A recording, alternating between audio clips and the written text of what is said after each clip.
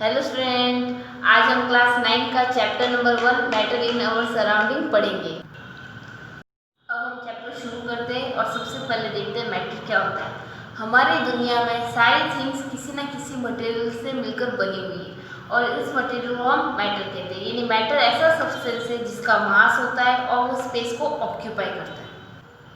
Physical nature of matter, यानी matter का physical nature कैसा होता है, इसके लिए हम सबसे पहले ये पढ़ेंगे कि matter is made up of particles, यानी मैटर पार्टिकल्स से मिलकर बना हुआ है। इसके लिए हम एक एग्जांपल लेते हैं। उस एग्जांपल के जरिए हम ये समझेंगे कि मैटर पार्टिकल से मिलकर बना हुआ है। एक हम बीकर ले लेते हैं जिसके अंदर वाटर फिल है, वाटर भरा हुआ है, उसमें हम थोड़ा सा सॉल्ट डालेंगे और उसे फिर एक ग्लास रॉड की मदद से स्टीर करेंगे, यानी हिलाएंगे। बाद में हम देखते हैं कि जो वाटर है उसके अंदर सॉल्ट डिजॉल्व हो चुका है, यानी इससे ये पता चलता है कि जो वाटर के पार्टिकल्स के बीच में जो स्पेस था उसमें ये सॉल्ट के पार्टिकल्स चले जाते हैं। इससे हमें ये पता चलता है कि मैटर पार्टिकल से मिलकर ही बना हुआ है। अब हम पढ़ेंगे how small are these particles of matter, यानी इस मैटर के जो पार्टिकल्स होते हैं वो कितने छोटे होते हैं। इसके लिए हम एक एक्टिविटी करेंगे।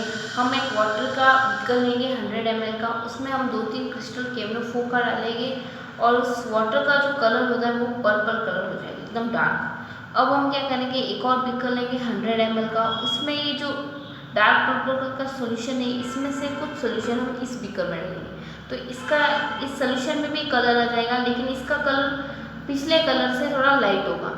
फिर हम अगेन एक और बीकर लेंगे 100 ml का, उसमें भी इस बीकर का थोड़ा सा सोल्यूशन डालेंगे, फिर इसका कलर भी पर्पल आएगा, लेकिन पिछले सोल्यूशन से इसका कम आएगा, यानी लाइट आएगा।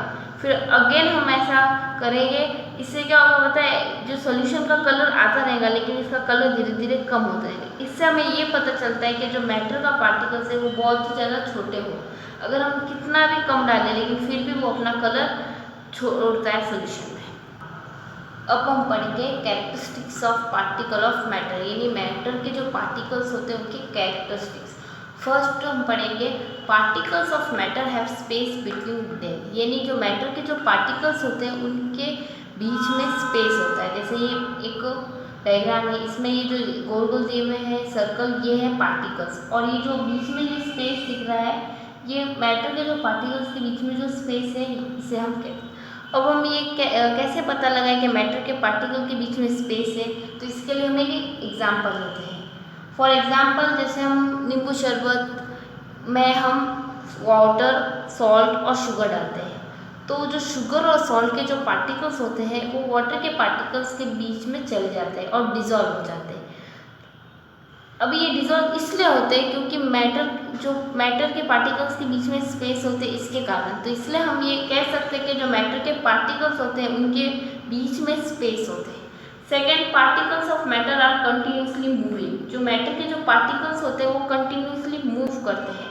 इसके लिए भी हम एक एग्जाम्पल लेते हैं। जैसे एक ग्लास है वाटर से भरी हुई, अब उसमें हमने एक दो ड्रॉप्स इंक की डाली, ब्लू इंक की डाली, तो क्या होगा, थोड़ी देर बाद में हम देखेंगे जो वाटर है उसका कलर ब्लू कलर हो जाता है। और वाटर का कलर ब्लू क्यों हो जाता है, क्योंकि जो इंक है वो वाटर के अंदर धीरे धीरे कंटिन्यूसली मूव करती रहती है और पूरे वाटर को एक ब्लू कलर का सोल्यूशन बनाती है। इससे हमें ये पता चलता है कि जो मैटर के जो पार्टिकल्स होते हैं वो कंटिन्यूसली मूव करते हैं। नेक्स्ट हम पढ़ेंगे कि particles of matter attract each other, ये जो मैटर के जो पार्टिकल्स होते हैं ये एक दूसरे को अट्रैक्ट करते हैं। इसके लिए हम एक एग्जांपल लेते हैं। फॉर एग्जांपल अगर हम एक आयरन नेल है, एक खिल्ला है, उसे हम अगर एक कट करने की कोशिश करते हैं या उसे खींचने की कोशिश करते हैं या हथौड़े से मारने की कोशिश करते हैं तो वो इजीली टूटता नहीं है। क्यों?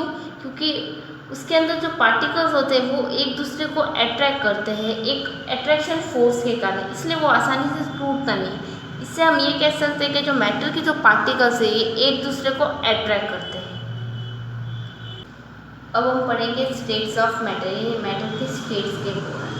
हमारे आसपास जनरली मैटर 3 स्टेट्स में होता है, सॉलिड, लिक्विड और गैस। और ये सॉलिड, लिक्विड और गैस ये 3 स्टेट में इसलिए होता है क्योंकि इसके जो मैटर के जो पार्टिकल्स है उनकी कैरेक्टरिस्टिक्स में वेरिएशन के कारण, चेंजेस के कारण।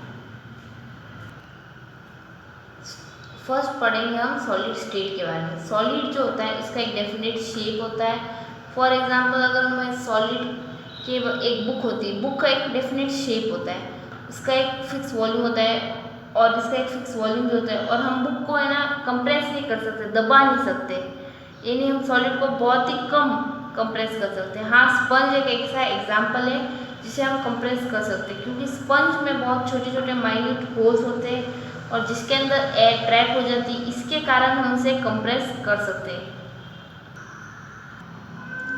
अब हम लिक्विड स्टेट के बारे में पढ़ेंगे। जो लिक्विड होता है उसका कोई परफेक्ट शेप नहीं होता है, लेकिन हम जिस भी कंटेनर में उसे डालेंगे वो उस कंटेनर का शेप ले लेता है।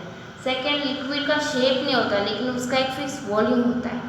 थर्ड, ये फ्लो कर सकता है, सॉलिड फ्लो नहीं कर सकता, लिक्विड फ्लो कर सकता है, इसलिए हम लिक्विड को फ्लूइड भी कहते हैं।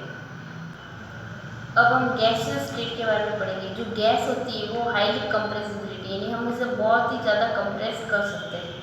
इसलिए तो हमारी जो एलपीजी होती है वो लिक्विफाइड पेट्रोलियम, यानी लिक्विड को कंप्रेस करके गैस में कन्वर्ट